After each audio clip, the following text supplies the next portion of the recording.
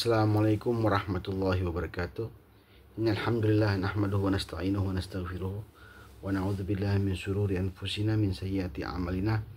Man yahdihillahu fala mudilla lahu wa man yudlil fala hadiyalah. Asyhadu an la ilaha illallah wahdahu la syarikalah wa asyhadu anna Muhammadan abduhu wa rasuluhu la nabiyya ba'dah.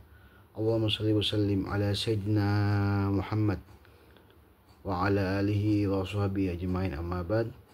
Alhamdulillah, bertemu lagi bersama saya Muhsin, masih dalam pembahasan fatwa-fatwa terhadap perempuan.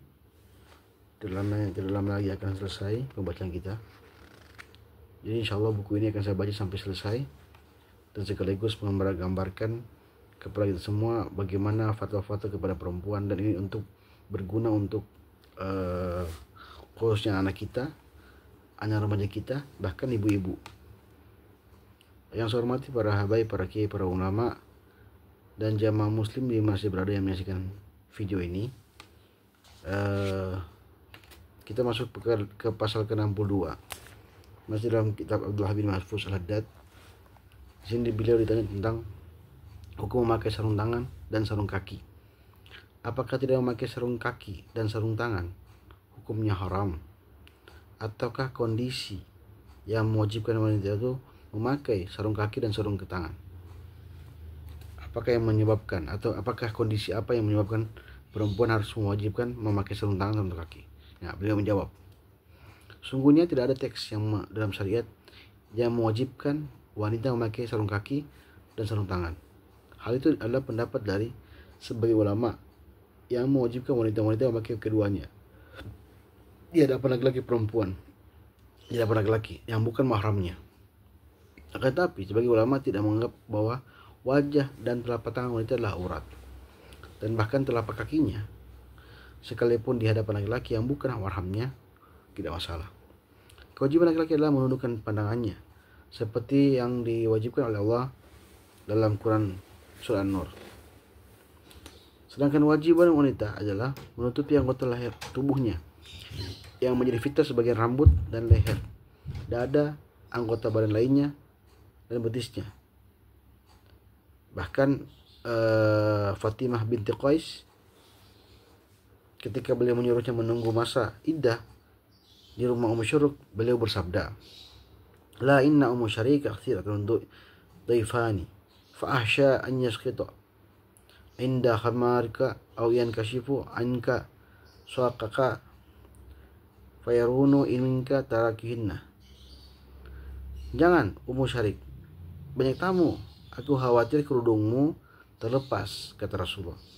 Betismu tersinggap sehingga mereka bisa melihat apa yang tidak engkau sukai.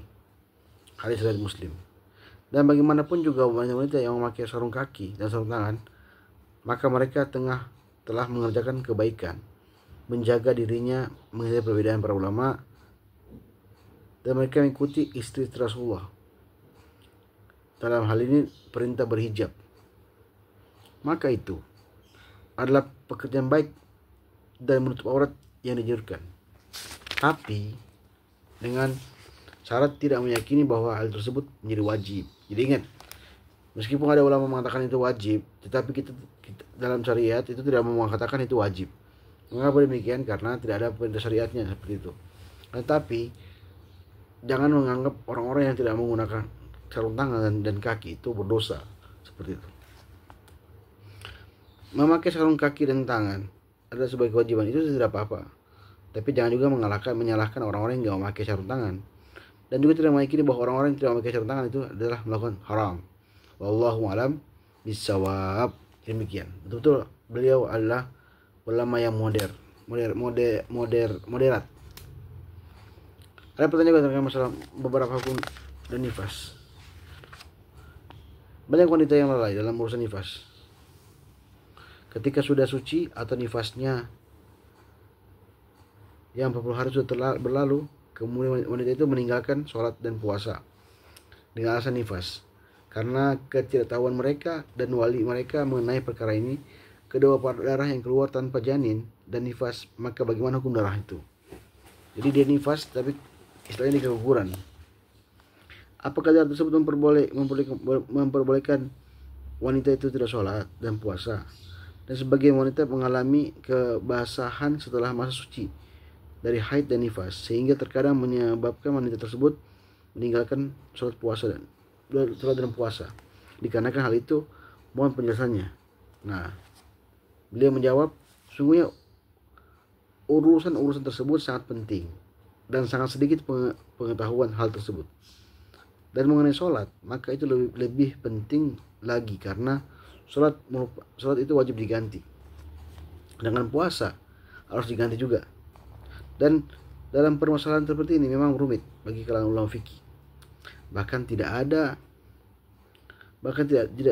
dikuasai oleh pakar, apalagi yang lainnya. Bahkan ahli fikih bagian ada yang tidak menguasainya, maksudnya itu. Sebagian permasalahan tadi adalah permasalahan ijtihadiyah, atau ijtihad itu maksudnya adalah subjektivitasnya masing-masing tergantung ulama. Jadi masing-masing menguasai ijtihad, masing-masing berpendapat yang melahirkan perbedaan pendapat. Nah itu. Jadi ijtihad maka dampaknya melahirkan berbeda pendapat. Sebagian permasalahan tersebut ijtihad, maka dari itu kami akan memilih pendapat ulama yang lebih dekat dan kemudahan yang sekaligus lebih berhati-hati dalam ibadah. Pertama, sungguhnya nifas itu batas maksimalnya 40 hari. Jadi batas maksimal nifas 40 hari. Selama darah masih ada. Jika sudah 40 hari maka dia wajib mandi, sholat dan puasa meskipun masih ada darahnya. Hal itu karena ada hadis Nabi mengatakan, memberikan catatan bahwa Rasulullah memberikan waktu 40 hari bagi wanita nifas, kecuali wanita tersebut suci sebelum itu. Hadis ini diriwayatkan oleh banyak jalur dan tidak benar pendapat yang mengatakan bahwa nifas itu lebih dari 40 hari, kecuali hal itu merupakan pendapat pribadi secara murni. Dan penelitian ini yang tidak sempurna. Maka dari itu perlu berhati-hati dalam menganggap darah yang keluar melebihi dari 40 hari, atau dikatakan istihadah. Dengan demikian, wanita itu harus mandi besar, membalut kemaluannya, salat dan puasa. Sedangkan jika wanita itu suci dan darahnya berhenti sebelum 40 hari, maka dia wajib mandi besar. Jadi ada kemungkinan seorang itu bisa di bawah 40 hari, maka dia wajib mandi besar ketika darahnya sudah keluar. Jika tidak, maka dia berdosa menurut sebagian ulama, dan tidak ada perbedaan mengenai pendapat tersebut. Sedangkan wanita yang melihat ada cairan bening yang mengalir di setelah mandi, maka itu tidak berpengaruh terhadap sholat, karena kesucian, karena itu tidak termasuk nifas dan haid. Jadi darah putih yang mengalir setelah 40 hari itu bukan kategori haid, jadi itu bagian dari hal yang lain, dan itu bisa dikonsultasikan ke dokter. Itu yang cairan yang membatalkan wudhu saja. Jika tidak terus mengalir, maka dia wajib sholat. Jika cairan terus mengalir, maka wanita itu hendaknya membalut kemaluannya dengan dengan apapun, wudhu dan sholat. Dan tidak masalah baginya meskipun cairan itu mengalir terus, dimaafkan atau maafkan. Jika ada cairan tersebut yang mengenai pakaiannya, menurut ulama sebagian wajib dicuci, dan itu kategori najis. Jika tidak, maka sungguhnya pendapat yang kuat adalah cairan itu ya suci. Bagaimana kebasahannya kemaluan wanita.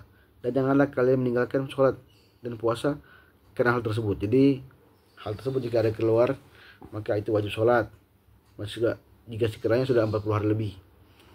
Sebab itu bukanlah penghalang, bukan haid dan nifas, karena itu bukanlah darah. Adapun darah yang keluar dari tanpa janin, jika wanita itu hamil dan melihat darah keluar, maka bila itu haid atau nifas, ada dua pendapat mazhab Syafi'i. Dan pendapat yang kuat serta didukung oleh ilmu medis adalah wanita hamil itu tidak dapat karena rahim tertutup. Maka darah yang keluar bukan darah haid, melainkan itu darah penyakit, dikarenakan lemah dan beratnya kandungannya. Dan itu tidaklah mencegah wanita untuk sholat, dan hal itu tidaklah mencegah wanita untuk sholat dan puasa. Akan tapi dia harus berwudu, membalut kemaluannya, dan melaksanakan sholat dan puasa. Dan pendapat ini adalah hal yang paling penting dan paling berhati-hati untuk urusan ibadah. Itulah fatwanya beliau.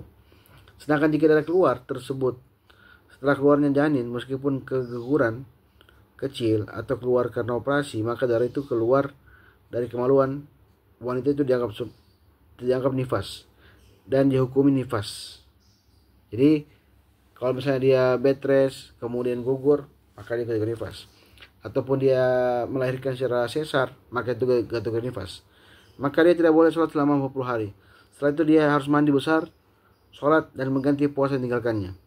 Adapun darah yang keluar dari selain wanita hamil atau melahirkan dan tidak pula keluar di masa haid, maka itu harus dianggap istihadah. Maka wanita itu harus berwudu, salat, berpuasa, karena Rasulullah SAW bersabda, da'i sholatu ayyamu aqraik, tinggalkanlah salat pada masa-masa haidmu. Wallahu alam bisawab. Demikianlah dari bacaan ini, semoga bermanfaat. Jadi ada dua hukum ya. Dua hukum yang kita bahas hari ini adalah masalah hukum memakai sarung tangan dan hukum darah istihadah dan berapa hari nifas. Oke, demikian, lebih dan kurangnya saya mohon maaf. Assalamualaikum warahmatullahi wabarakatuh.